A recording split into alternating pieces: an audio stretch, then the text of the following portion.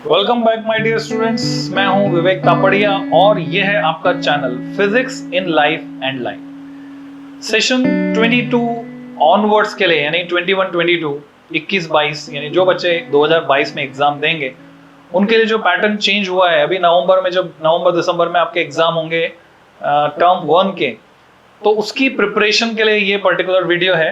आप देखिए, बहुत आसान से हम चालू करेंगे, फिर धीरे धीरे इसमें कॉम्प्लेक्सिटी बढ़ाएंगे। तो सीबीएसई ने भी at present question bank issue किया है, वेबसाइट पे अवेलेबल है। सीबीएसई की फिजिक्स के लिए नहीं है, अभी केमिस्ट्री के लिए वहां है, मैथमेटिक्स के लिए है, इंग्लिश के लिए है। फिजिक्स के लिए जल्दी ही आ जाएगा, जैसे ही प्रिपेयर होता है, पूरा तैयार होता है। तो इसी तरह के कुछ क्वेश्चन बैंक केंद्रीय विद्यालय संगठन, नवोदय विद्यालय समिति, इन सब ने भी इशू किए हैं अपने अपने स्कूल्स में। तो वहीं से कुछ मटेरियल मेरे पास है जो मैं आपके साथ शेयर कर रहा हूँ। सो क्रेडिट गोज टू केंद्रीय विद्यालय संगठन केवी। तो यहां पर लास्ट वीडियो में हमने डिस्कस किए थे एमसीक्यू। अभी ऑब्जेक्टिव क्वेश्चन ही कहते हैं इनको भी, कंप्लीशन टाइप क्वेश्चन। तो आप समझ गए होंगे क्या है ये। एक्चुअल में फिल इन द ब्लैंक्स है। कहां से? इलेक्ट्रोस्टैटिक्स से। तो इलेक्ट्रोस्टैटिक्स से फिल इन द ब्लैंक्स मैं डिस्कस करने जा रहा हूं। फास्ट फॉरवर्ड करेंगे बच्चों, जल्दी जल्दी इस एक्सरसाइज को हम करेंगे, मजा भी आएगा। तो जो बच्चे नया नया सीख रहे हैं इलेक्ट्रोस्टैटिक्स या नया नया सीखा है उन्होंने, तो उनकी प्रैक्टिस हो जाएगी और नॉलेज चेक हो जाएगी, एक रिवीजन हो जाएगा। So let's start with new pattern term 1 physics chapter wise हम इसमें चलेंगे। मैं आगे वीडियो टाइम टू टाइम इस पे डालता रहूंगा और आप सभी से रिक्वेस्ट है कि जितने बच्चों को फायदा हो सकता है आप वहां तक इसको जरूर पहुंचाएं, चैनल को सब्सक्राइब कर दें और दूसरे बच्चों को भी बताएं। सब मिलकर हम फायदा लेंगे। यहाँ कोई कंपटीशन तो है नहीं। अगर बोर्ड एग्जाम की बात करें तो सब लोग 100% ला सकते हैं, कोई प्रॉब्लम नहीं है। वहां रैंक लिस्ट नहीं बनने वाली है, तो आपको किसी से छुपाने की जरूरत नहीं है। अपने दोस्तों को भी बताएं और उनकी तैयारी भी इक्वली, तभी मजा आएगा जब उनसे डिस्कशन होगा और सब्जेक्ट की बात चलेगी। और फिजिक्स तो वैसे ही लाइफ से लिंक्ड है। सो आपको वास्तव में एक हेल्दी एंजॉयमेंट मिलेगा, हेल्दी एनवायरनमेंट मिलेगा। सो सेशन 21 22 एंड ऑनवर्ड्स, इसके लिए इलेक्ट्रिक चार्जेस एंड फील्ड्स, ये जो चैप्टर है यहां से मैं यानी विवेक तापड़िया 1992 से मैं पढ़ा रहा हूं। So let's start. Remember category में बता दूं आपको, रिमेंबरिंग, एनालाइजिंग, इवैल्यूएटिंग, एप्लीकेशन। तो सिलेबस में इसी तरह से कैटेगराइजेशन है, तो वही कैटेगराइजेशन मैंने यहाँ पर दिया है जिससे कि आप इससे फैमिलियर हो जाए, है ना। नहीं तो बच्चे बाद में पूछते सर न्यूमेरिकल कितने नंबर के आएंगे, डेरिवेशन कितने मार्क्स के आएंगे। तो ऐसा कुछ नहीं है, कैटेगराइजेशन डिफरेंट है, अंडरस्टैंडिंग टाइप है, तो वो इस हिसाब से है। फिल इन द ब्लैंक्स है, आप इजीली कर सकते हैं। The expression Q equal to NE सभी ने पढ़ा है। इज ड्यू टू, साथ साथ में बोलो बच्चों, है ना, इंटरेक्टिव हो जाएगी class. Due to dash of electric charge. तो क्या शब्द यहां आना चाहिए? Just recall your memory. Quantisation. Analysing and evaluating पर बेस्ड है। Silk cloth rubbed with glass rod has a charge minus 1.6 10 to minus 19 coulomb, then the charge on the glass rod will be। तो आपको पता है equal and opposite charge develop होते हैं। Conservation of charge आपने पढ़ा है। Charge can neither be created nor be destroyed. Net charge, ज्यादा सही बोले तो no net charge can be created और destroyed. So correct option is plus 1.6 10 to minus 19 coulomb. Application based question है। Application यानी फॉर्मूला आ जाता है वहां पर, न्यूमेरिकल हो जाता है वो। Charge Q is enclosed by Gaussian spherical surface of radius r। अब कंसेप्ट भी है ये, है ना, एप्लीकेशन में कंसेप्ट भी आ जाता है। If the radius is doubled then the electric, कौन सी क्वांटिटी है जो सेम रहेगी भले ही हम रेडियस दुगनी कर दें। तो थोड़ा सा दिमाग पे जोर डालो।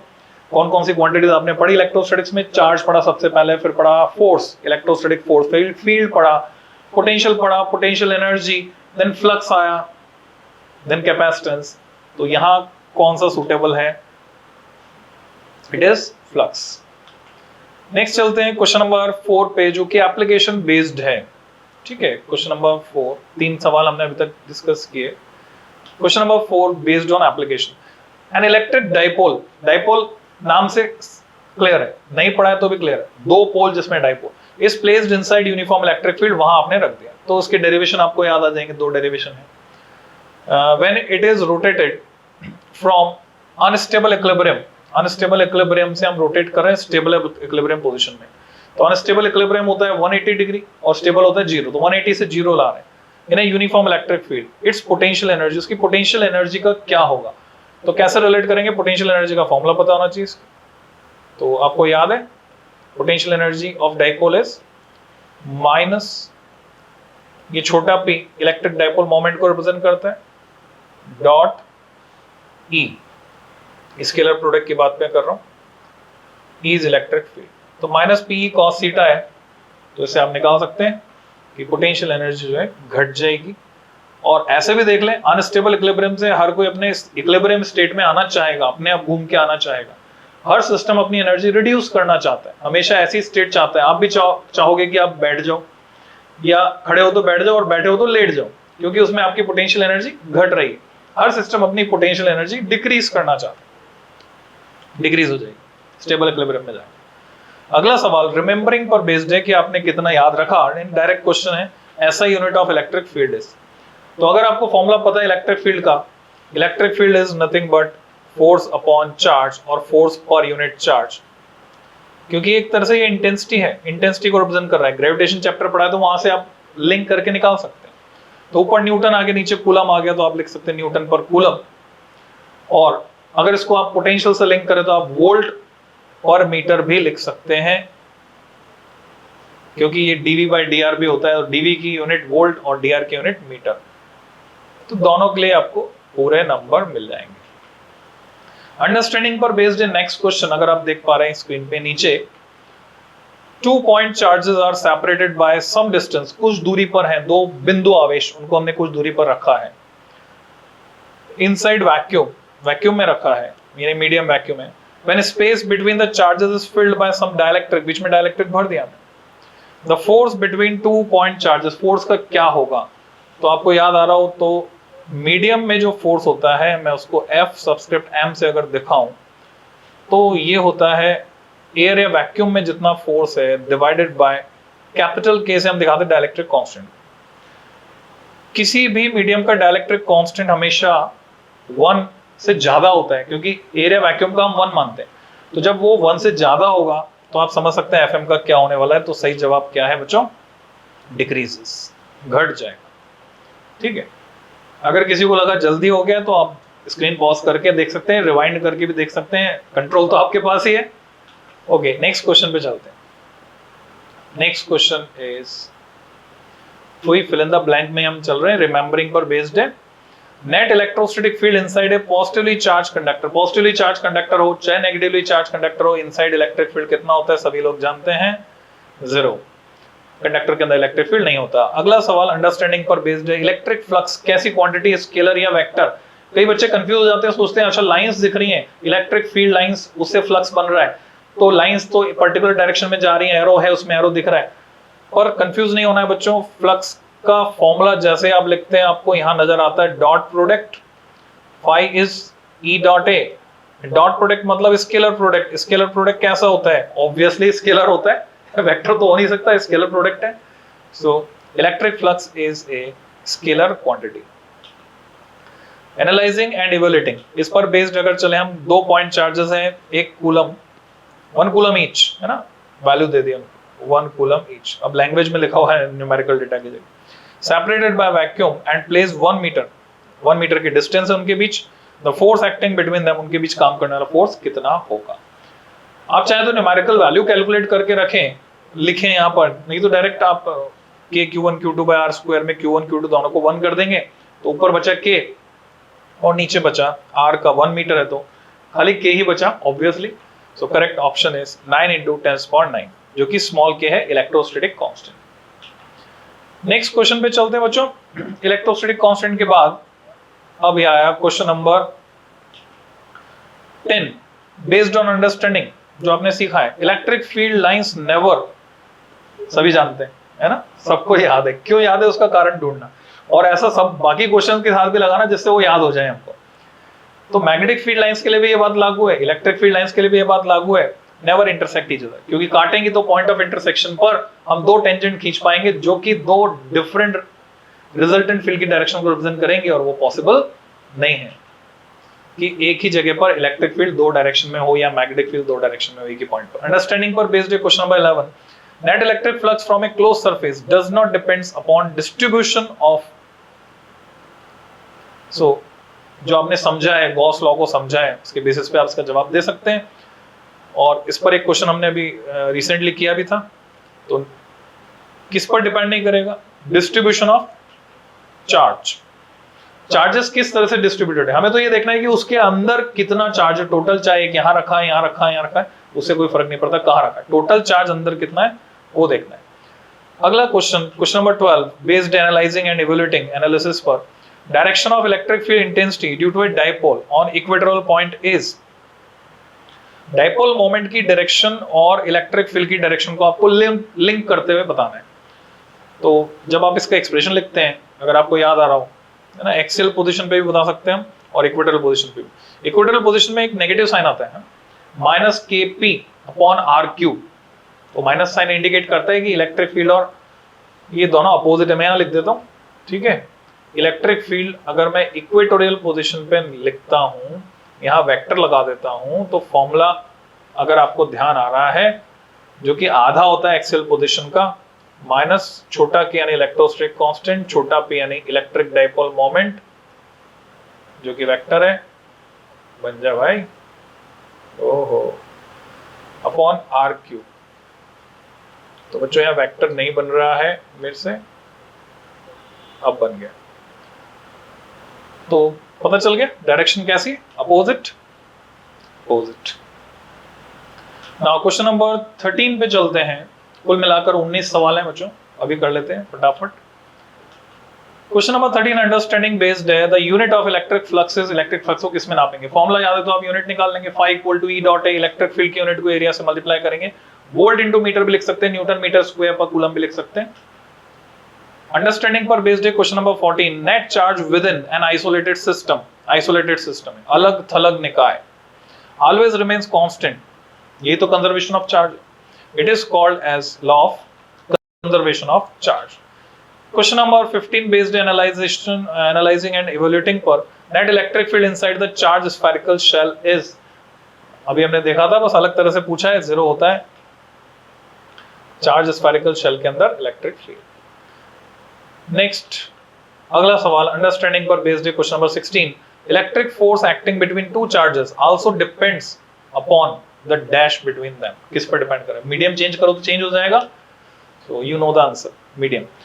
अब आपको यहाँ पता होना चाहिए, पानी में डालने पर 1/80 हो जाता है, यानी कंसिडरेबली रिड्यूस हो जाता है जैसे हम पानी में डाल देते हैं। एप्लीकेशन बेस्ड क्वेश्चन है बच्चों, an electric dipole is placed inside uniform electric field, net dash on it is always 0, dipole को रख दिया आपने यूनिफॉर्म इलेक्ट्रिक फील्ड के अंदर, तो उस पर क्या 0 होगा हमेशा, प्लस के ऊपर फोर्स लग रहा है जिस डायरेक्शन, माइनस के ऊपर उसके अपोजिट लगेगा, चाहे किसी भी रोटेशन में किसी भी एंगल पर वो रखा हो, तो नेट फोर्स हमेशा 0 होता है, ये आपको ध्यान रखना है, जबकि नेट टॉर्क हमेशा 0 नहीं होता। अंडरस्टैंडिंग पर बेस्ड है question number 18, two unequal charges exert, unequal charges हैं, भले ही इक्वल चार्जेस नहीं है, इक्वल होते तो भी यहाँ पे जवाब वही आता था, ये हिंट मैं आपको दे रहा हूं, तो जवाब आपको पता है, equal magnitude of force on each other, force बराबर लगाएंगे, न्यूटन का थर्ड लॉ यहाँ पे लग रहा है, Q1 Q2 पर जितना फोर्स लगाएगा Q2 Q1 पर सेम अमाउंट ऑफ फोर्स लगाएगा। अच्छा, अगले क्वेश्चन पे जाने से पहले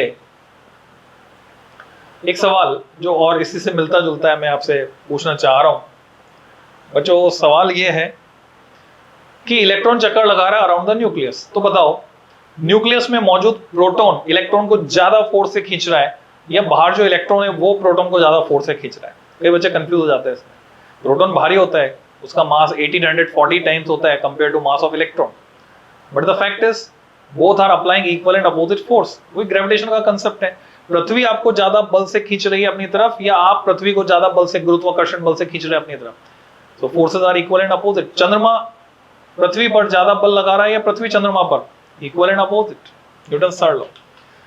So now remembering पर based है question number 19, electric dipole moment is a, electric dipole moment कैसी क्वांटिटी है? तो फॉर्मूला जैसे आपको याद आया, पी के ऊपर क्या बना हुआ है, वेक्टर बना हुआ है, ऑब्वियसली एक वेक्टर क्वांटिटी है। एप्लीकेशन पर बेस्ड है क्वेश्चन नंबर 20, मैंने 19 बोले थे 20 है। स्फीयर ऑफ रेडियस 100 सेंटीमीटर, उसका चार्ज है 2π/3 माइक्रोकूलम है, 2π/3 दिया है। Surface density of charge, surface charge density पूछी, तो रेडियस से आप एरिया निकाल लेंगे। सरफेस एरिया आपको स्फीयर का पता होना चाहिए 4πr², यानी एप्लीकेशन होगी ना, फॉर्मूला की एप्लीकेशन होगी, you have to calculate it. तो Q/4πr² से आप कैलकुलेट करेंगे इस तरह से 1.67 10⁻⁻⁷ coulomb per metre square, unit के साथ लिखना है, यूनिट के साथ बोलना है, यूनिट के साथ याद रखना। तो ये हमने फिल इन द ब्लैंक्स वाले क्वेश्चन की एक्सरसाइज की, और भी है क्या? Okay, question number 21, application based. ये ऐसे हो गया जैसे वो डॉक्टर बोलते हैं किसी की हड्डी टूट जाती है तो प्लास्टर जो है पहले 21 दिन का लगता है, फिर बोलते नहीं अब 7 दिन और, वैसे कुछ हो गया। A proton and an alpha particle enter into region of uniform electric field, है ना, प्रोटॉन है अल्फा पार्टिकल, ये चलेगा। प्रोटॉन इस सिंबल से क्लियर हो जाएगा, इसका चार्ज कितना, मास कितना। अल्फा पार्टिकल He2 हीलियम का न्यूक्लियस हम इसको कहते हैं, 2 पॉजिटिव चार्ज है और 4 AMU उसका मास है, या 4U इसका मास है, unified atomic mass unit. The ratio of the force on the proton to that on the alpha particle is, वो रेशियो क्या होगा फोर्स का जब वो इलेक्ट्रिक फील्ड में जा रहे हैं। तो फोर्स अभी ये आपस में एक दूसरे पे नहीं लगा रहे, आपस में एक दूसरे पे वो तो 1:1 है। इलेक्ट्रिक फील्ड जो फोर्स लगा रहा है, तो इलेक्ट्रिक फील्ड किस पे ज्यादा फोर्स लगा, इलेक्ट्रिक फील्ड किसकी वजह से फोर्स लगाएगा, मास की वजह से नहीं, तो किसकी वजह से, चार्ज की वजह से। सो 1:2। एप्लीकेशन बेस्ड है question number 22, two equal and opposite charges of magnitude this, यानी दोनों का मैग्नीट्यूड सेम है, 15 सेंटीमीटर की दूरी पर रखे हैं। The magnitude and direction of the resultant electric field intensity, वो आपको निकालना है पॉइंट मिडवे। वैसे डाइपोल होता तो एक की वजह से जितना होता उसकी वजह से डबल हो जाता, और ये दोनों ही charge okay equal and opposite charges, okay it is dipole.